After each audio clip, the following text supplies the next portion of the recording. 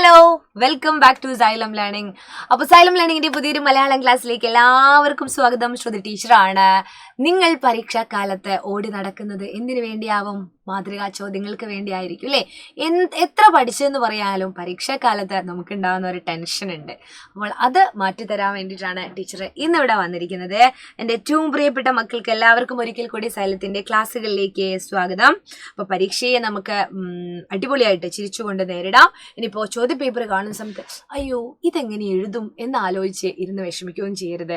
ചോദ്യം ഒരു പ്രാവശ്യം വായിച്ചിട്ട് മനസ്സിലായില്ലെങ്കിൽ 1 or 2 തവണ വായിക്കാനുള്ള സമയം നിങ്ങൾക്കുണ്ടാവും. അപ്പോഴേക്കും എന്തെങ്കിലും നിങ്ങൾ പഠിച്ചതുമായിട്ട് ബന്ധപ്പെട്ട് എന്തെങ്കിലും എഴുതാനുള്ള ഒരു സമയം അല്ലെങ്കിൽ ഒരവസരം അവിടെ ഒത്തുവരുമെന്നാണ് ടീച്ചർക്ക് പറയാനുള്ളത് കേട്ടോ. സോ കൂളായിരിക്കുക. ഇതെങ്ങനെ എഴുതുമെന്നാലോചിച്ച് ഈ കുട്ടി ഇരിക്കും പോലെ ടെൻഷൻ അടിച്ചിരിക്കേണ്ട ഒരു കാര്യവുമില്ല. ഇനി എനിക്ക് പറയാനുള്ളത്, നമുക്ക് സൈലത്തിൽ ഒരുപാട് ബാച്ചുകളുണ്ട് അല്ലേ? ഒരുപാട് ബാച്ചുകളുണ്ട്. 4ാം ക്ലാസ് മുതൽ അങ്ങ് +2 നീറ്റ് വരെയുള്ള ഓൺലൈൻ ട്യൂഷൻ ബാച്ചുകളുണ്ട്. നിങ്ങൾ ഏത് ക്ലാസ്സിലാണ് പഠിക്കുന്നത് എന്ന് നോക്കി നിങ്ങൾ എന്ത് ചെയ്യണം? ഓരോ ക്ലാസ്സിലും ജോയിൻ ചെയ്യുക. ഇനിയിപ്പോൾ ചെറിയ ക്ലാസ്സിലുള്ള മക്കളോട് അനിയന്മാരും അനിയത്തിമാരും ഉണ്ടെങ്കിൽ അവരോട് അങ്ങനെ പറയുക. ഇനി ചെറിയ ക്ലാസ്സിലുള്ള കുട്ടികളാണെങ്കിൽ വലിയ ഏട്ടന്മാരോടും ചേച്ചിമാരോടും പറയുക, സൈലത്തിൽ അടിപൊളി ബാച്ച് ഉണ്ട്, ഇതാ ഇപ്പോൾ കുറേ ഓഫറുകളൊക്കെ ഉണ്ട്, എല്ലാവരും എന്ത് ചെയ്യുക, ഈ ഒരു നമ്പറിൽ വിളിച്ച് നോക്കുക. 9995400800. ഇതിൻ്റെ ഒരു പ്രത്യേകത എന്താണെന്നറിയോ? ഇതാ ഇപ്പോൾ ഉള്ള പൈസയെക്കാളും ഇപ്പോൾ ഒരു വർഷത്തേക്കുള്ള പൈസയാണ് നിങ്ങൾ ഓരോ ക്ലാസ്സിൻ്റെയും ഇവിടെ കാണുന്നത്.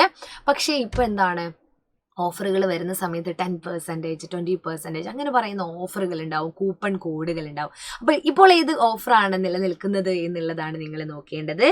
ഈ ഒരു നമ്പറിൽ നിങ്ങൾ കോൺടാക്ട് ചെയ്യുക കേട്ടോ. അപ്പോൾ നിങ്ങൾ വിചാരിക്കുന്നുണ്ടാവും എന്താണ് ഈ ബാച്ചിൻ്റെ പ്രത്യേകത എന്ന്. ഈ ബാച്ച് എന്ന് പറയുന്നത് ഡെയിലി ലൈവ് ക്ലാസ്സുകൾ, റെക്കോർഡഡ് ക്ലാസ്സുകളൊക്കെ ഉള്ള ഒരു ബാച്ചാണ്. അവിടെ എന്താണ് സംഭവിക്കുന്നത്?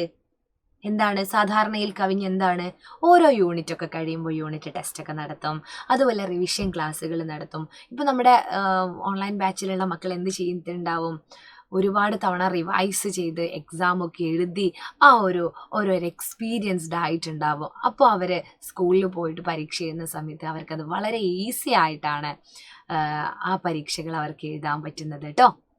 അപ്പോൾ മക്കൾ എന്ത് ചെയ്യുക, ഒന്ന് വിളിച്ചു നോക്കുക. വിളിച്ചു നോക്കിയിട്ട് നിങ്ങളുടെ സംശയങ്ങളൊക്കെ തീർക്കുക. അപ്പോൾ അഡ്മിഷൻ പെട്ടെന്ന് തന്നെ എടുക്കുക എന്നുള്ളതാണ്. അപ്പോൾ ഇന്ന് ഞാൻ പറയുന്നത് ഒരു പരീക്ഷാ ചോദ്യമാണ്. ഏതാണ് ആ പരീക്ഷാ ചോദ്യം? നമുക്ക് നോക്കാം.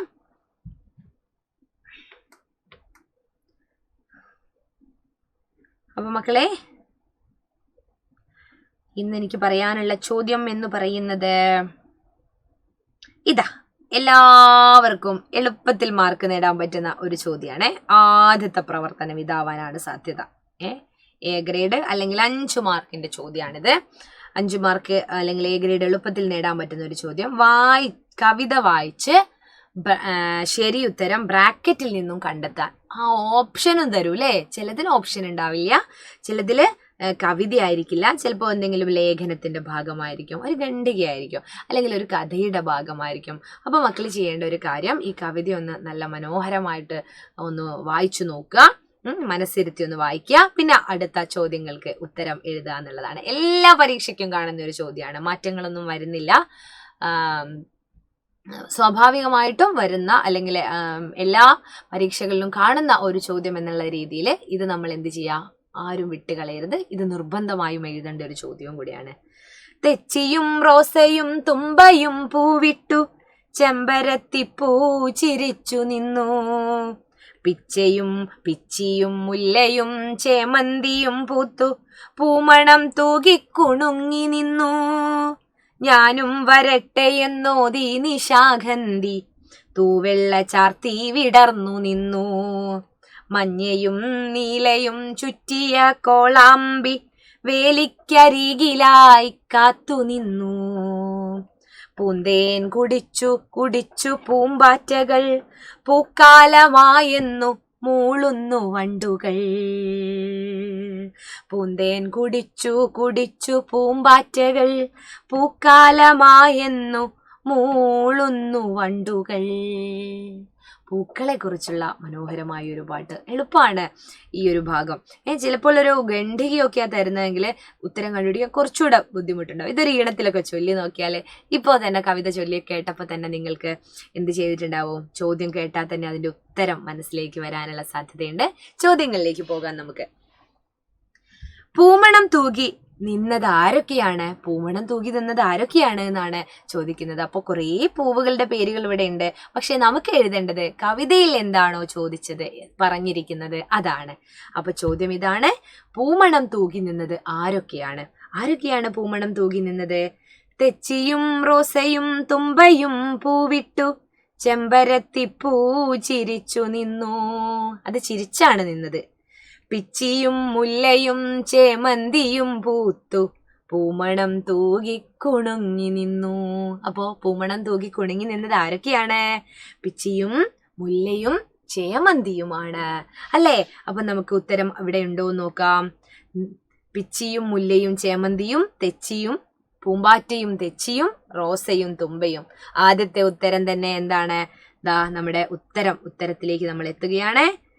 പിച്ചിയും മുല്ലയും ചേമന്തിയും അല്ലേ? പിച്ചിയും മുല്ലയും ചേമന്തിയും പൂമണം തൂകി കുണുങ്ങി നിന്നു. അപ്പോൾ ഉത്തരം ഇതാണ്. എത്ര പെട്ടെന്നാണ് ഇതിന്റെ ഉത്തരം കണ്ടുപിടിക്കാൻ പറ്റുന്നത്. ചിലരിതപ്പൊ കേൾക്കുന്നവരെന്നെ വിചാരിക്കും ഇത് എത്ര എളുപ്പമാണ് മിസ്സേന്ന്. പക്ഷേ ഈ എളുപ്പമുള്ള ചോദ്യങ്ങളും വിട്ട് കളയുന്ന ആളുകളുണ്ട്. വായിക്കാൻ മടിയായിട്ടല്ലേ? വായിക്കണം, എല്ലാവരും ഉത്തരം എഴുതുകയും വേണം. അടുത്ത ചോദ്യത്തിലേക്ക് പോകാം. നിശാഗന്ധിയുടെ പ്രത്യേകതയായി കവിതയിൽ പറഞ്ഞിരിക്കുന്നത് നിശാഗന്ധി. നിശ എന്ന് പറഞ്ഞാൽ രാത്രിയാണ് മക്കളെ. രാത്രി അല്ലെ? രാത്രിയുടെ പ്രത്യേകത എന്താണ്? ഇരുട്ടായിരിക്കും. രാത്രി വിരിയുന്ന പൂക്കളുടെ പ്രത്യേകതയോ വെളുത്ത നിറമായിരിക്കും, നല്ല മണം ഉണ്ടാവും അല്ലേ? അപ്പൊ നിശാഗന്ധിയുടെ പ്രത്യേകതയായി കവിതയിൽ പറഞ്ഞിരിക്കുന്നത് എന്താണ് നോക്കണം. നിശാഗന്ധി എന്ന് എവിടെയെങ്കിലും ഉണ്ടോ നോക്കുക. അപ്പോൾ അതിനെ നമ്മൾ എടുക്കുക. ഞാനും വരട്ടെ എന്നോതി നിശാഗന്ധി. അത് പ്രത്യേകതയല്ല. അപ്പൊ അടുത്ത വരി നോക്കുക. തൂവെള്ള ചാർത്തി വിടർന്നു നിന്നു. നമ്മൾ പറഞ്ഞു രാത്രി വിരിയുന്ന പൂക്കൾക്ക് തൂവെള്ള നിറമാണ്. അപ്പൊ തൂവെള്ള ചാർത്തി വിടർന്നു നിന്നു. അപ്പോ നിശാഗന്ധിയുടെ പ്രത്യേകത നോക്കൂ. അത് പൂന്തേൻ കുടിക്കുന്നു എന്നാണോ, തൂവെള്ള ചാർത്തി നിൽക്കുന്നു എന്നാണോ, മതിച്ചു നിൽക്കുന്നു എന്നാണോ? നമുക്ക് കുറച്ചൊരു കോമൺ സെൻസും കൂടെ യൂസ് ചെയ്യുകയാണെങ്കിൽ തൂവെള്ള ചാർത്തി നിൽക്കുന്നു എന്ന് നേരിട്ട് ഉത്തരത്തിലേക്ക് എത്താം. അതിന് വീണ്ടും കവിതയിലേക്ക് പോയി വായിച്ചു നോക്കേണ്ട കാര്യം പോലുമില്ല. അടുത്തത് നോക്കൂ. ആരാണ് വേലിക്കരികിൽ കാത്തുനിന്നത്? വേലിക്കരികിൽ ആരോ കാത്തു നിന്നിട്ടുണ്ട്. ചെമ്പരത്തിയാണോ, കോളാമ്പിയാണോ, വണ്ടുകളാണോ? നമുക്ക് നോക്കാം ആരാണ്. ഇത് നോക്കൂ. വേലിക്കരികിലായി കാത്തുനിന്നു എന്നുള്ളത് നമ്മളൊന്ന് പേന ഉപയോഗിച്ച് വരഞ്ഞിട്ടില്ലെങ്കിലും ഇങ്ങനെയൊന്ന് പോയി നോക്കുക ക്വസ്റ്റ്യൻ പേപ്പറിൽ. എന്നിട്ട് മഞ്ഞയും നീലയും ചുറ്റിയ കോളാമ്പി വേലിക്കരികിലായി കാത്തു നിന്നു. കോളാമ്പി പൂവാണ്. അതെങ്ങനെയുള്ളത്? മഞ്ഞയും നീലയും ചുറ്റിയ കോളാമ്പി. മഞ്ഞയും നീലയും ചുറ്റിയ കോളാമ്പി അല്ലേ? അപ്പോൾ ഇവിടെ ഇതാ കോളാമ്പിയാണ് ഉത്തരം. കോളാമ്പി എന്ന് നമുക്ക് എഴുതാം. മാർക്ക് കിട്ടിയില്ലേ? ഇനി വണ്ടുകൾ മൂളുന്നത് എന്താണ്? എന്താണ് വണ്ടുകൾ മൂളുന്നത്? പൂക്കാലമായെന്നാണോ, പൂന്തേൻ മധുരം ഉണ്ടെന്നാണോ, പൂവിരിയാത്ത ദുഃഖത്തെക്കുറിച്ചാണോ? പൂവിരിയാത്ത ദുഃഖത്തെക്കുറിച്ചാണോ? എന്താണ് മക്കളെ? കവിതയിൽ തന്നിരിക്കുന്നത് തന്നെ എഴുതുക. പൂക്കാലമായെന്നു മൂളുന്നു വണ്ടുകൾ. വണ്ടുകൾ മൂളിയത് ഇതാണ്. പൂക്കാലമായെന്നാണ് മൂളിയത്. അപ്പൊ നമ്മൾ വണ്ടല്ലേ, തേനിന്റെ കാര്യമായിരിക്കും എന്ന് വിചാരിച്ച് തേനിലോട്ട് പോകരുത്. കവിതയിൽ എന്താണോ പറഞ്ഞിരിക്കുന്നത് അതാണ് നമ്മൾ എഴുതേണ്ടത്. അപ്പൊ പൂക്കാലമായെന്ന് മൂളുന്നു വണ്ടുകൾ. പൂക്കാലമായെന്ന് മൂളുന്നു വണ്ടുകൾ എന്നാണ് കേട്ടോ. ഇനി നമുക്ക് നോക്കാം അടുത്തതായിട്ട്. കോളാമ്പി പൂക്കളുടെ നിറം എന്ത്? ഞാൻ കണ്ടത് മഞ്ഞ കോളാമ്പിയാണ്. മറ്റൊരു കളർ ഞാൻ കണ്ടിട്ടില്ല ഇതുവരെ. പക്ഷെ കവിതയിൽ പറയുന്നുണ്ട് മഞ്ഞയും നീലയും ചുറ്റിയ കോളാമ്പി വേലിക്കരികിലായി കാത്തു നിന്നു. മഞ്ഞയും നീലയും ചുറ്റിയ കോളാമ്പിയാണ് വേലിക്കരികിൽ കാത്തു നിന്നത് എന്ന് പറയുന്നുണ്ട്. ഇത് നോക്കാം. മഞ്ഞയും നീലയും ചുറ്റിയ കോളാമ്പി എന്നുള്ളതുകൊണ്ട് കോളാമ്പി പൂക്കളുടെ നിറം മഞ്ഞയും നീലയും എന്ന് എഴുതാം. അപ്പൊ നിങ്ങൾ വിചാരിക്കും ശരിക്കും അതുണ്ടോ, ഞാൻ കണ്ടിട്ടില്ലല്ലോ എന്നൊന്നും വിചാരിച്ച് മിസ് വിചാരിച്ച പോലെ അങ്ങനെ വിചാരിക്കാൻ പാടില്ല. കവിതയിൽ എന്താണോ പറയുന്നത് അതാണ് നമ്മൾ എഴുതേണ്ടത്. മനസ്സിലായോ? വളരെ എളുപ്പമുള്ള ചോദ്യം, വളരെ പെട്ടെന്ന് മാർക്ക് വാങ്ങുന്ന ഒരു ചോദ്യം. ഉഷാറായില്ലേ? അപ്പോ ഇത്രയേ ഉള്ളൂ. നമുക്ക് വളരെ പെട്ടെന്ന് തന്നെ A ഗ്രേഡ് നേടാൻ പറ്റുന്ന ഒരു ചോദ്യം 10 മിനിറ്റ് കൊണ്ട് നമ്മൾ പഠിച്ചു കഴിഞ്ഞു അല്ലേ? സെറ്റല്ലേ? മറ്റൊരു ചോദ്യമായിട്ട് ടീച്ചർ വീണ്ടും വരാം. ബൈ.